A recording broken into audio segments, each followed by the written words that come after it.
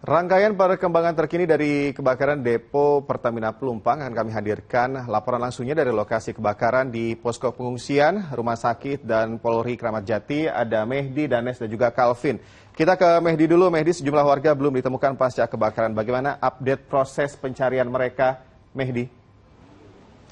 Reza dan juga saudara, proses evakuasi masih terus dilakukan. Meskipun saat ini petugas sedang melakukan istirahat, namun sampai saat ini dan di hari ini proses evakuasi terus dilakukan dengan tentunya menggunakan eskavator. Karena memang pada hari kemarin pihak dari polisi ini sudah mengerahkan anjing pelacaknya dan memberikan tanda di beberapa titik yang disinyalir terdapat korban di dalamnya. Tadi juga kami sempat berbincang dengan salah satu warga bahwa di kawasan ini, di titik ini disinyalir terdapat korban karena ini merupakan salah satu rumah warga yang juga terdiri dari warung-warung begitu. Dan eskavator ini memang diperuntukkan untuk bisa menggali dari runtuhan atau material-material yang menimpa tanah di sini dan disinyalir di dalamnya terdapat korban. Dan Reza dan juga saudara, untuk saat ini pihak dari polisi juga kembali menurunkan anjing pelacaknya untuk membantu dan juga mempercepat proses pencarian dari korban. Sampai saat ini masih ada belasan korban yang dinyatakan hilang. Nah, ini ada dua kemungkinan, saudara. Yang pertama adalah mereka yang memang dicari dalam puing-puing, atau juga adalah mereka yang memang masih belum teridentifikasi jenazahnya di RS Polri. Namun yang pasti sampai saat ini petugas gabungan masih terus melakukan proses pencarian dan juga proses identifikasi.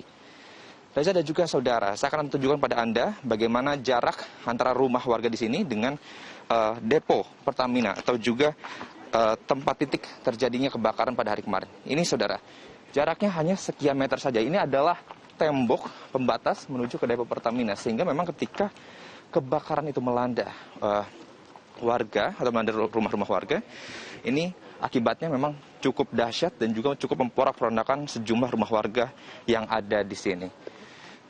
Reza dan juga saudara, saya akan ajak Anda kembali untuk melihat lagi ke sebelah sini. Di sini sampai saat ini menurut penuturan dari petugas bahwa setelah nantinya akan dilakukan evakuasi, nanti pihak kepolisian juga akan melakukan olah TKP. Dan tentunya proses pencarian korban masih akan terus dilakukan, dan sampai saat ini untuk warga-warga yang rumahnya terdampak ini mengungsi di sejumlah titik diantaranya di PMI Jakarta Utara. Sementara demikian, kembali kepada Anda, Reza. Baik, Mehdi, melaporkan langsung dari lokasi kebakaran. Kemudian saudara, berbagai upaya yang dilakukan untuk mengobati trauma korban kebakaran depo Pertamina Pelumpang, khususnya anak-anak di pengungsian. Salah satunya trauma healing. Ada Danes Suara di salah satu posko. Danes, seperti apa trauma healing yang diberikan kepada anak-anak para pengungsi? Danes. Ya, metode trauma healing memang diharuskan ada di tenda pengungsian, terutama di tenda pengungsian yang berada anak-anaknya. Dan saya sudah bersama dengan Gilang. Gilang, lagi ngapain nih? Lagi menggambar. Oke. Gilang, kegiatan hari ini ngapain aja sih emang?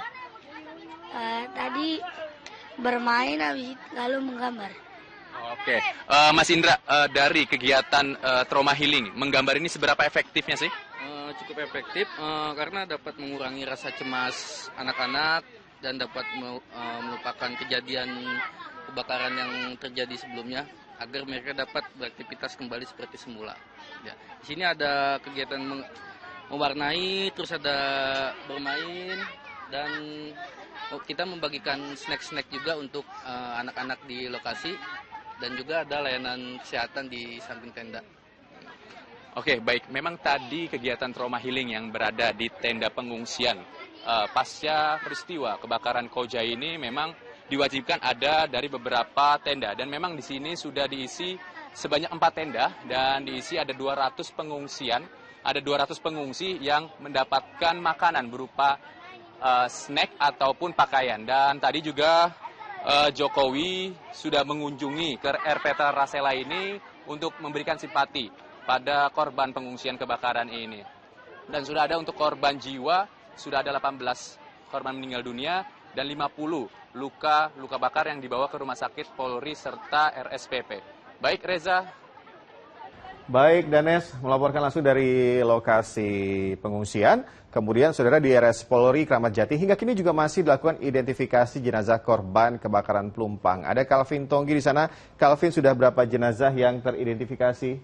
Calvin.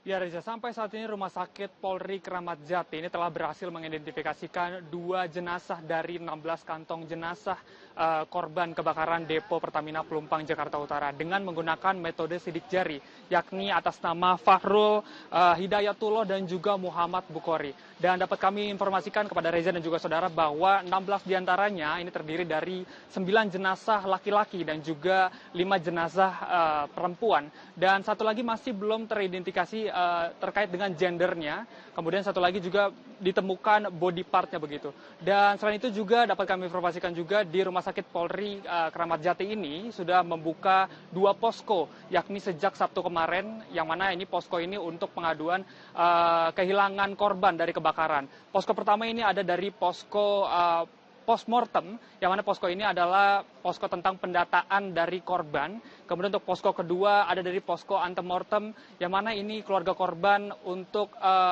menyampaikan begitu kehilangan korban dari pasca kebakaran depo Pertamina Pelumpang Jakarta Utara. Dan untuk dari tim DVA sendiri ini menginformasikan bahwa untuk metodenya sendiri ini terdapat 3 untuk proses identifikasi jenazah, yakni untuk identifikasi pertama ini dari metode DNA, dan juga untuk identifikasi kedua ini dari metode ontologi, kemudian yang ketiga dari sidik jari. Dan sampai saat ini dari keluarga korban sendiri baru saja mendatangi sebanyak 3 begitu untuk menyampaikan kehilangan dari korban pasca kebakaran di depo Pertamina Pelumpang Jakarta Utara. Sementara itu dapat kami informasikan kembali ke Anda, Reza.